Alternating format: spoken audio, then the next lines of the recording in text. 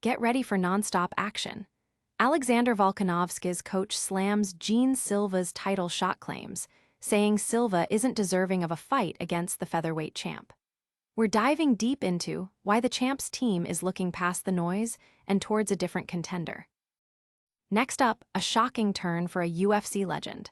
We've got the full story on UFC Hall of Famer Diego Sanchez and the sentencing he's facing for serious gun charges stemming from an incident last year. What does this mean for his future? Then we shift gears to the PFL. Julio Arce is making his debut this Saturday, but before stepping into the cage, he's opening up about his frustrating departure from the UFC. Find out why he felt left in the dark and what's next for his career. And that's not all. We've got another massive story that's shaking up the fight world. Stick around for all the details and make sure you're subscribed and have notifications on so you never miss a moment. Hit that subscribe button and ring the bell. Tired of dropping your phone or struggling to prop it up? Meet the Pop Sockets phone grip with expanding kickstand in black, your new must-have accessory. Don't miss out. Grab yours today. Click the link in the video description to shop now on Amazon. Jean Silva, or whatever his name is, barking like the little dog that he is in the background, trying to make a lot of noise to make himself think he's the next one, but he's not deserving. That's the fiery take from Joe Lopez, head coach, to UFC featherweight champion Alexander Volkanovski. While top contender Jean Silva has been vocal about his desire for a title shot, even claiming to have flown to London to meet with UFC brass, Lopez is shutting down the idea. He believes Silva hasn't earned his spot, emphasizing that contenders like Movsar Evloev are ahead of him. Lopez insists that making noise won't guarantee a title shot and that Silva needs to fight more opponents to prove his worth. The coach also revealed that the likely next opponent for Volkanovski is the undefeated Movsar Evloev, unless unforeseen circumstances arise.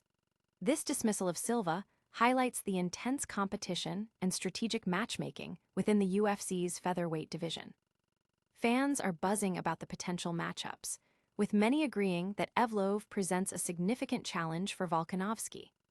Don't go anywhere, because the legal drama surrounding a former UFC champion is about to unfold. Get ready for the details on Diego Sanchez's sentencing. UFC Hall of Famer Diego Sanchez has been sentenced for charges related to firing a pistol from a vehicle last year. In July 2025, Sanchez was arrested after firing a gun out of his window while driving past a traffic accident on a New Mexico highway. Reports confirmed the weapon and spent casings, and a friend in the car admitted Sanchez had fired the gun and laughed. Prosecutors initially sought a 2-year prison sentence for the felony charge of discharging a firearm at or from a motor vehicle. However, a misdemeanor charge for negligent use of a deadly weapon was dismissed as part of a guilty plea to the felony. According to MMA Junkie, Sanchez was ultimately handed 5 years of supervised probation and must complete 800 hours of community service. Sanchez has taken responsibility for his actions, stating it was a foolish decision and that he owns it. He expressed a desire to use his experience to positively influence young people and discourage similar behavior.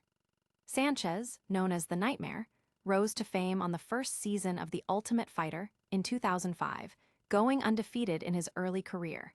He competed across multiple weight classes in the UFC before departing in 2020.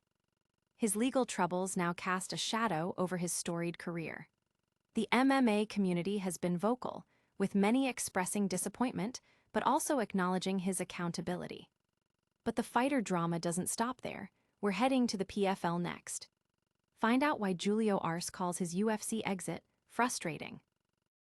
Julio Arce is set to make his PFL debut this Saturday in Pittsburgh against undefeated prospect Alexei Pergande, a significant move coming nearly 2 years after his contentious split from the UFC.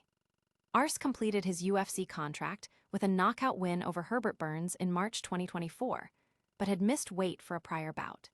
He then endured a lengthy 7 to 8 month period of uncertainty, waiting to see if the UFC would offer him a new deal. It was like a 7 to 8 month wait, so then you just don't know what's happening, Arce told MMA Fighting. I'm seeing fights play out and I'm like, all right, give me somebody. But again, you don't really know. He expressed frustration not with the potential outcome, but with the prolonged lack of clarity. Honestly, that was the only little frustrating part because I know there's like a whole wait period there, he explained. If you could just be like, hey, we don't want to continue. You could have just told me right there. While Arce won 6 of 10 bouts in the UFC, including victories over notable names like Dan Ige and Julian Arce, the way his tenure ended left him feeling stuck. After finally gaining clarity that his UFC journey was over, Arce signed with Victory Fighting League, securing 2 wins before inking a deal with the PFL.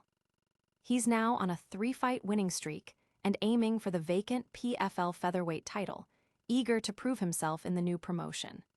Fans are excited to see Arce back in action and are curious to see how he fares in the PFL tournament format. And we've got one more major story that could shake up the entire landscape. Stay tuned for the latest updates. Julio Arce is gearing up for his PFL debut this Saturday in Pittsburgh against the undefeated featherweight Alexei Pergande, a fight that marks a new chapter following a frustrating departure from the UFC nearly 2 years ago. Arce fulfilled his UFC contract with a second-round knockout of Herbert Burns in March 2024, but a previous weight miss had complicated matters. He then faced a lengthy period of uncertainty, waiting for months to learn if the promotion would extend his contract. It was like a 7 to 8 month wait, so then you just don't know what's happening, Arce revealed. I'm seeing fights play out and I'm like, all right, give me somebody. But again, you don't really know. The fighter expressed that the prolonged waiting game, rather than the decision itself, was the difficult part. Honestly, that was the only little frustrating part because I know there's like a whole wait period there, he said. If you could just be like, hey, we don't want to continue. You could have just told me right there. Despite the ambiguous ending, Arce looks back positively on his UFC experience, having won 6 of his 10 fights against established names. Once his UFC tenure officially concluded, Arce quickly found success elsewhere, winning 2 fights under the Victory Fighting League banner before signing with the PFL. Now, on a 3-fight win streak, he's targeting the vacant PFL featherweight title. Arce is motivated to work his way up the ranks, seeing the vacant belt as a significant opportunity. He acknowledges Pergande as a tough, young prospect, but is confident in his ability to overcome the challenge and pursue his championship aspirations. The PFL audience is eager to see Arce's debut and his potential impact on the featherweight division. But before we wrap up, a quick reminder of the biggest headlines from today. Stick around for the lightning round recap. What a show!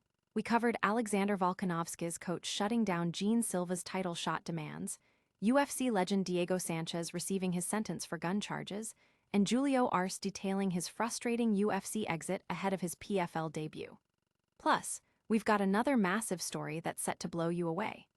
Don't forget to like this video, subscribe to the channel, hit that notification bell so you never miss an update, and comment below with your thoughts on today's news.